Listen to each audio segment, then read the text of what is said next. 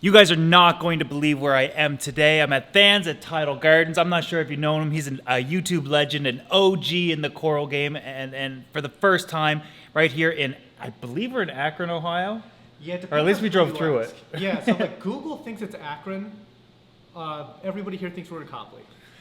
Yeah, well, either way, we're in Ohio, and he's going to give us a tour of his facility that I remember watching him build from the ground up. Like, this building didn't even exist at one point, right? No, it's pretty much just a dirt patch in my backyard. Yeah. And yeah, you eventually start working on something like this. It turns into a huge money pit, and you end up with something like this. Yeah, but what I'm seeing here is that somebody that knows exactly what they want, and it was almost, this is a fantasy. This is like a fantasy for every coral person. It's like, if you could have the most high tech, I'm just gonna let them decide what their opinion is. Dan, why don't you just walk us through this place? Give us a little tour, because this is absolutely phenomenal. Okay, so we're gonna start with the most boring stuff. So this new system here, which is largely empty right now, it's been kind of like a work in progress since about July, I would say. But it's 5 separate aquariums that all go down to a single sump.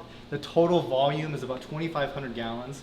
And even though like we're a coral farm, these tanks are not for farming at all. Like every other tank in this whole place is for farming, but this is kind of like a dedicated selling system because we do most of our sales online. And this place you're gonna see, it's pretty big. So when my guys have to go pack, they're doing like laps around this place, like walking miles and miles and miles. So I wanted to make like a dedicated like shipping station, and the space needed for like a good like flow through for shipping. We just really didn't plan it out well initially, so I wanted just like make the biggest like 40-foot long shipping station right next to all of these aquariums. That's basically going to have like a representation of what we have for sale on the website. Right. So this is, again, work in progress. We only have one tank that actually has any coral in it, I think. Yeah, but I mean, like, this is clean. This is really clean. It's just absolutely incredible. It's insane. We're using closed loops, which basically has like a single intake, 2 outputs, and the pump that we're using is a very high-end German pump called an Abyss. That's like my favorite pump brand. Don't look up the price. It'll give you sticker shock immediately. Yeah, I can imagine. Is that the controller for it? Yep. This is the power supply controller for it. Yeah, that is nice. But if you're looking into like serious business coral farming, you can't really do a lot better than Abyss. They're like ridiculously overbuilt pumps. Like they're full of titanium and everything. It's wild. So anyway, most boring system out of the way. It's not a boring system, fan. I think that you see it every day, so it could be. A little bit. Yeah. So this is the one tank that actually does have coral in it, and we've got some tangs from Biota. Oh, so these would be captive-bred. Yep, captive-bred tangs. This is the first time we've ever messed with captive-bred, but you know, it worked out just perfectly for us. Like they acclimated right away, and we didn't lose any.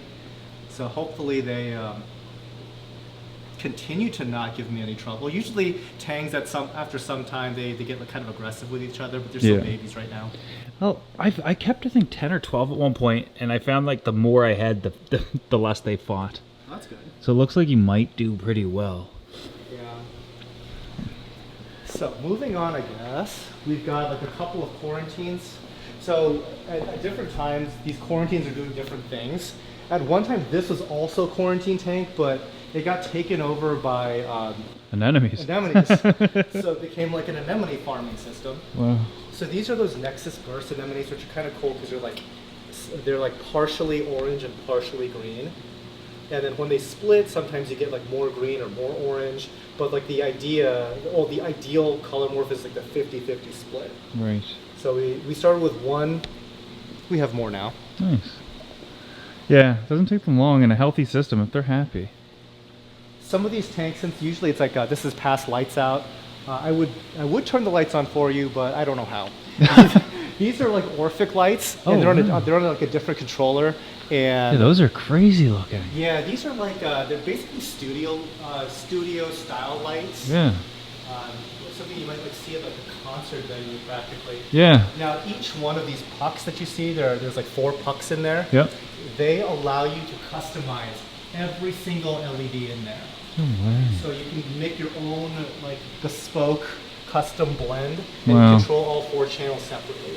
So it's kind of a cool system, but I am kind of unfamiliar with the app. I remember seeing these stands at all the saltwater events, but you've got them for everything. Everything, yeah. They're just so clean looking. Do you regret them? Do you like them? I love them because going from wood to this, this is back in like 2018 era, right? I'm not really sure how the prices like work out now, but the price of aluminum versus like a very high-end wood stand, Yeah. somewhat comparable. Nowadays, really? like the aluminum might be a little bit more, but the thing I like about aluminum is it doesn't warp like wood does. It is very resistant to salt. Mm-hmm. It does corrode, but it's not rusty. It doesn't get rusty. It gets like, kind of like powdery. Okay. So it maintains a very, very clean look, and you can continue to modify these things because there's open channels. So if you wanted to put doors or shelving or whatever, Oh, wow. you can modify these on the go pretty much. Well, I remember seeing them in person for the first time, and I thought to myself, "There's no way this is going to hold a tank." But man, you're doing it over and over and over again. They're everywhere. You can park a truck on it if you build it Yeah. somehow. Yeah. Did you add the legs to it, or does it come with it? So those are leveling casters, and for our purposes, they only needed to work once. They needed to go to the front of the building, we set the tank down on it, and then we roll it into place. Oh, wow. And that alone justifies their cost. Yeah. The cool thing is they're basically all like solid aluminum. So once you have it in place, you can twist down like the foot, and it takes the wheel off the ground. So this right now is in a non-rolling configuration. Wow. And each of these, at this size, each of these I think they can hold like 1,600 pounds a piece or something. Oh yeah, you can see it here. Where they switch from being a leveler, and then they have the wheel in the back here. Oh, this one can be wheeled right now. Yep. Wow. Very easy to use. Could you wheel? I don't know if you do it.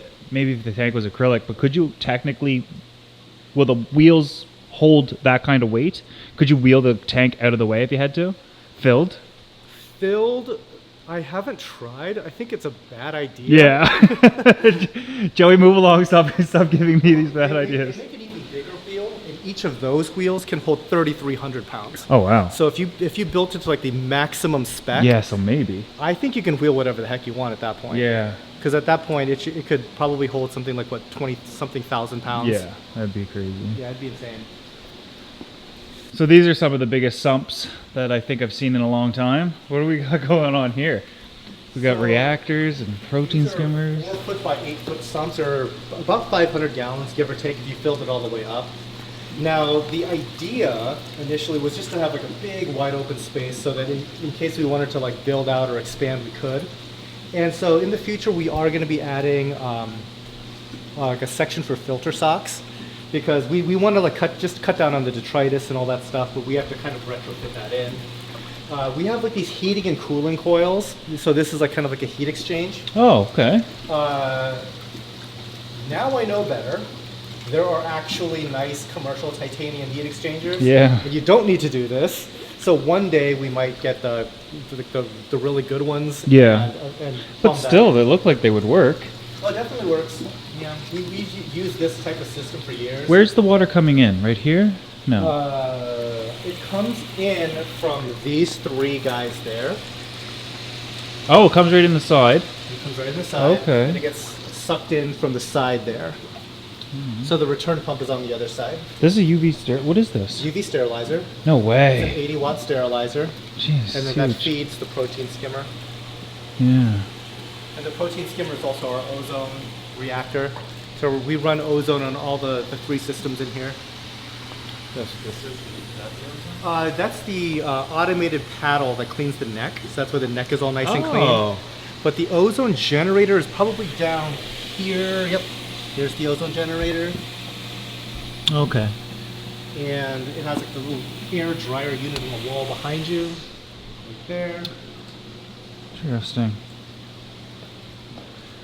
And this sump does these 2 rows? Yes, so it does this aquarium here, those 4 aquariums there, and this big guy here. Nice. And it's clearly, look at how clear this water is. Look at how happy the fish is. Look at the coral. It's clearly doing a good job. I love these, by the way. I saw them earlier and I can walk over them. I like it. Yeah, this place for a long time was a huge tripping hazard. Yeah. And I knew that it was going to be pretty bad when like the plumbers that installed all the plumbing kept on tripping over the plumbing. And it's like, okay, at that point. Yeah, you got to do something. Yeah. But everything out here is so well thought out and well planned, including the floors. I remember when I was watching you build this place for the first time and kind of watching you take every little decision in place. I got to admit, like I was jealous, but I never, because when I launched my little aquarium gallery, which probably fit 4 of them in here, I was so excited to get the tanks in and get started and do the fish. And I wish I probably would have taken more time and put more thought into the design of everything. A lot of the decisions from this place, though, came from 20 years of making mistakes in the other place. Yeah. So this was kind of like a synthesis of like a lot of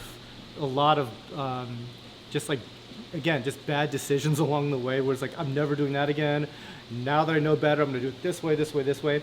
And after like 3 years of building this place, there's things I would have done differently now. So Yeah. it never really ends as far as like the whole iterative planning.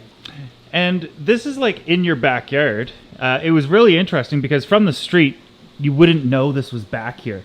So do you have neighbors or like anything like that that for the first time come over or anything and they've seen this place and like, oh, wow, I wasn't expecting this? Yeah, kind of. Like occasionally that happens. It was really funny because when I originally applied for an agricultural permit to build this thing, like the zoning guy, just because the zoning office is no joke like a block away.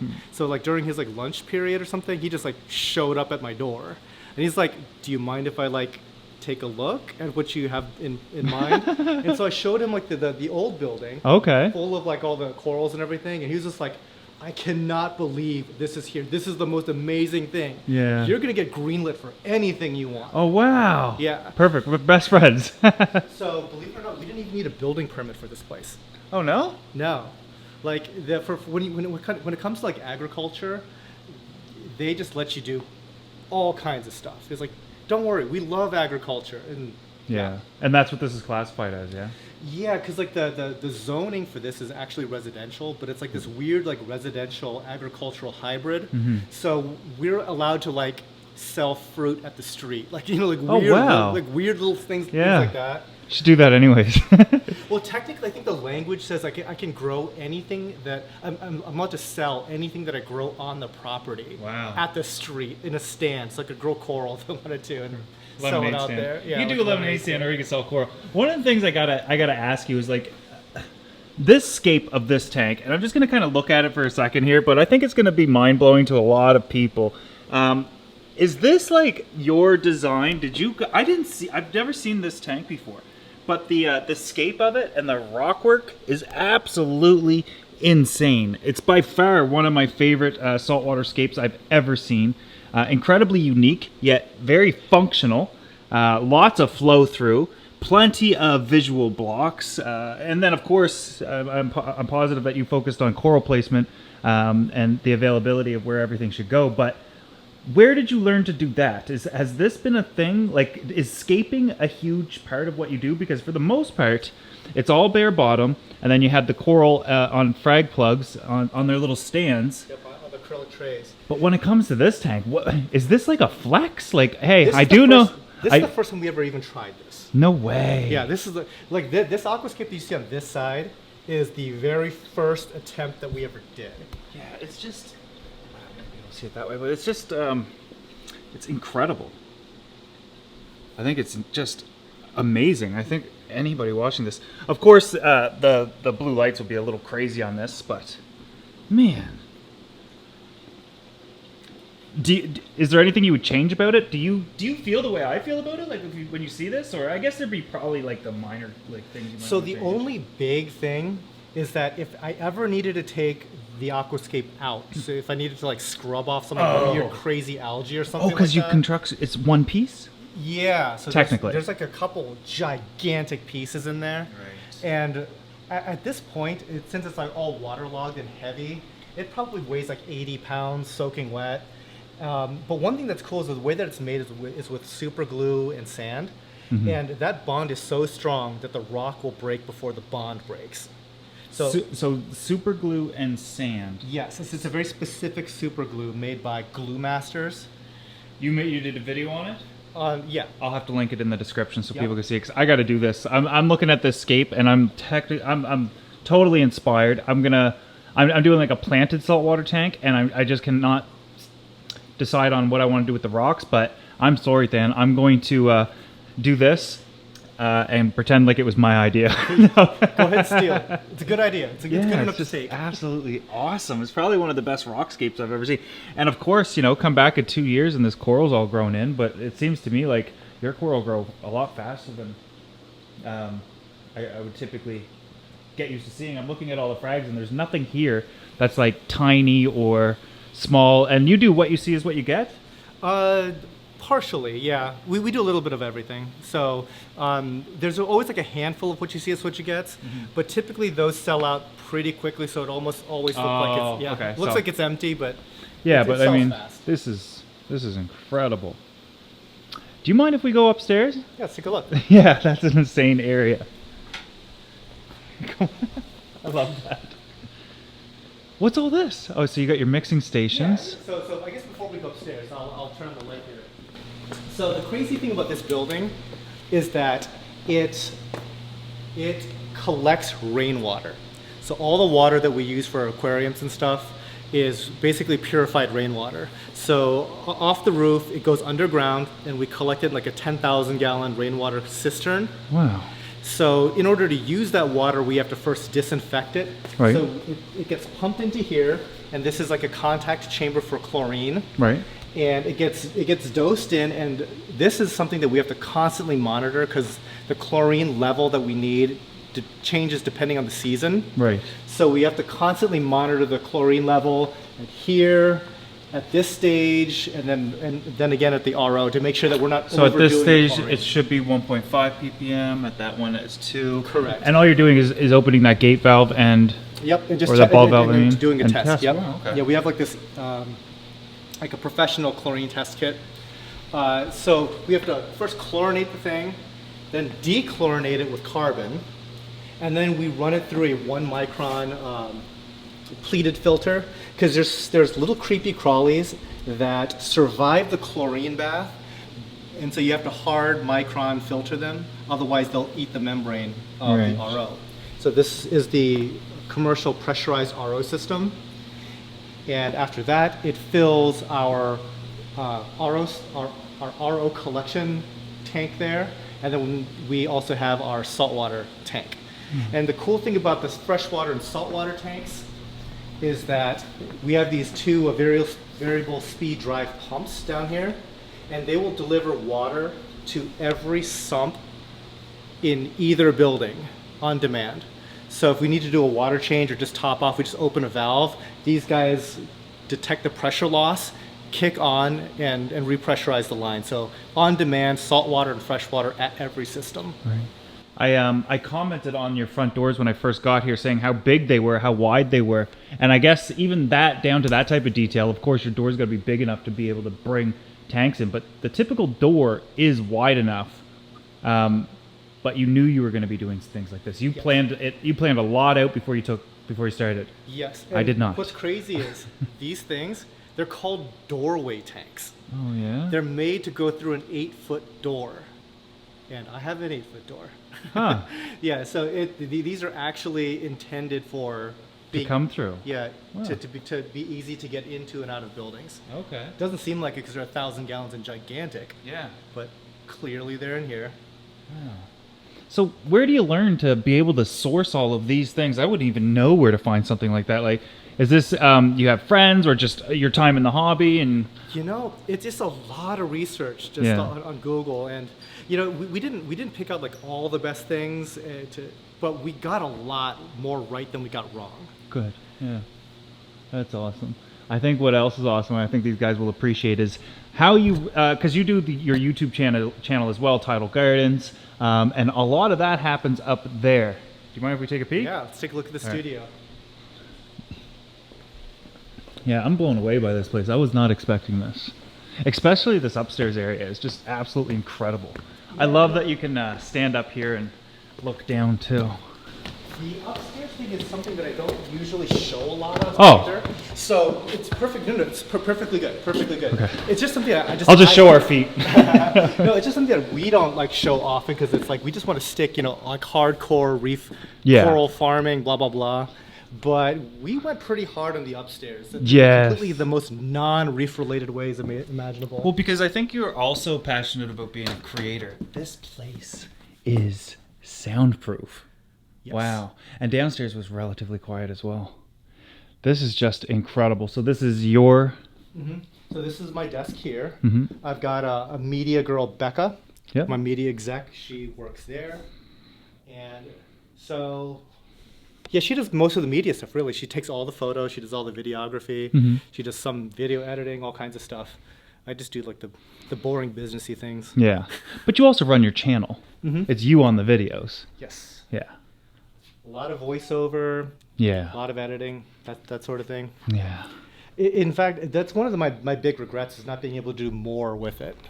I love how the clouds and stuff come down. Yeah, we have crazy. like multi-layers of clouds.